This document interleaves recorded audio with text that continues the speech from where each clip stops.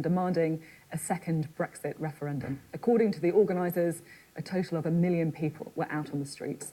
Dozens of speakers addressed the crowds in Parliament Square, including MPs, celebrities and campaigners.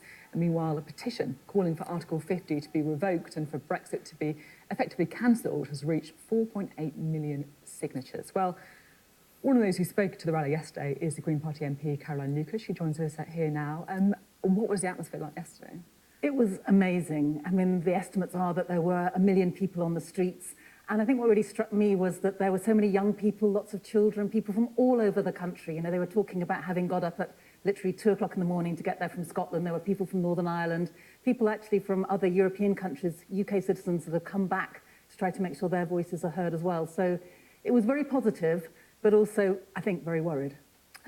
I just want to have you spoke at the rally, of course. I just want to pick up on something that you said when you addressed the crowds. You said the Brexit that's on offer is so dangerous and so damaging and so deeply flawed that it would be profoundly undemocratic not to have a people's vote. So I understand, of course, that you think the Brexit deal is dangerous, that it's flawed, but why is it undemocratic? Because 3 years ago, no one had any idea what Brexit actually looked like. So we had no sense of the detail of what we're being asked to vote on. And I think there's such a gulf now between what we were told was going to happen, this deal that was going to have the exact same benefits, where it was going to be the easiest trade deal to do in history, where we could be still basically having all of the benefits of being part of the club without paying for that. The reality has turned out to be so very different. No one was talking then about stockpiling food and medicines. No one was talking about turning the M20 into a huge lorry park. I think so much new information has become available now that we didn't have 3 years ago, that it's right for people to have that say. At the same time, you know, I spend a lot of time on the show travelling to different parts of the country, talking to people, and I have to say I'm always really struck by just how well-informed people are. And so I guess I would kind of come back at this assumption that people didn't know what they were voting for. Many people feel they did know exactly what they were voting for. They knew there was going to be an economic hit. They knew that there may be delays at Dover, and yet they thought it was worth it then, and they think so now. I want to make clear that I'm not saying that I think people were somehow stupid or ignorant. I don't think that at all. But I do think that we didn't have the detail of the different kinds of Brexit that could be on offer. And the very fact that, you know, within Theresa May's own cabinet, there is so much disagreement about what Brexit means. I don't think we in Parliament can presume to know what 17.4 million people who voted for leave actually do mean in terms of which version of those Brexits that they want. But we know they want to leave the EU. Well, I've been travelling around the country too and talking with them, and I've just been struck by how there are 100 different reasons that people gave for leaving the EU, but one thing they did want was to have a voice, to have a say, and I think there's so much we should be doing to look at how we use a people's vote, if we get it, as kind of a catalyst to look at that wide-ranging social and economic transformation that this country needs. Also constitutional reform, the sense that people outside of London, particularly around the rest of England, feel they have no voice, no say in the decisions that get taken. So I think there were so many issues that were bound up in that Brexit vote. We need to unpack some of those. Citizens' assemblies might be one way of doing that, to look at the way in which the UK needs to reform. But when it comes to the actual decision on whether or not to leave the EU and on what terms to leave the EU, I don't think you can say that you're undermining democracy to be extending it, in a sense, to going back to the people to check that they're happy with that decision. It's a decision of such importance that will affect us for so many generations. Surely we should just make sure. I was quite struck with the interview with the Chancellor, Philip Hammond. I'm not sure if you caught it or not. I was on a train, I thought you might have been. But he effectively didn't rule out the idea of having a second vote on Theresa May's Brexit deal if it passes. And you, of course, have been having lots of conversations with the government. You've been in to see Theresa May. I mean, what's your sense? Do you think a second referendum might actually happen? I do think it might actually happen. Not just wishful thinking? No, I genuinely think it might, because I think it's the key that unlocks a majority behind any of the other options. So you're right, this coming week we're talking about not just whether or not Mrs May brings back her deal, but the so-called indicative votes, all of these other options that might be on the table. I don't think any one of those is going to get a majority unless it's linked to the idea of having public confirmation via a public vote. So would you vote for any of the options if it meant having a vote afterwards?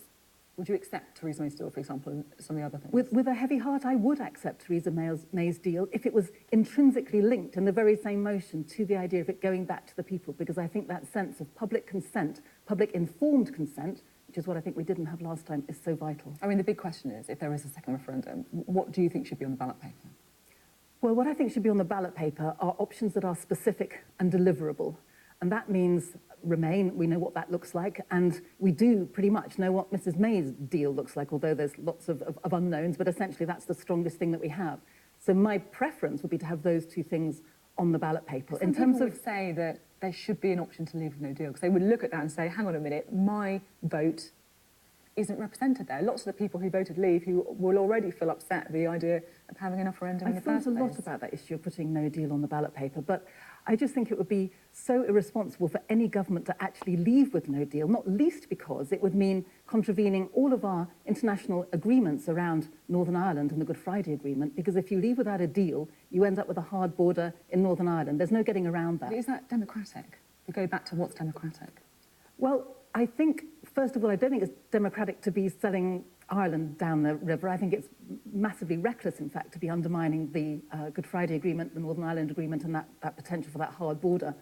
And secondly, let's not forget that Theresa May has had 3 very strong Brexiteers in that role as Brexit Secretary. She hasn't put in their Remainers. She's put in David Davis and then, I'm tired and I can't remember his name, the next one, Dominic Raab, the very one, and now Stephen Barclay.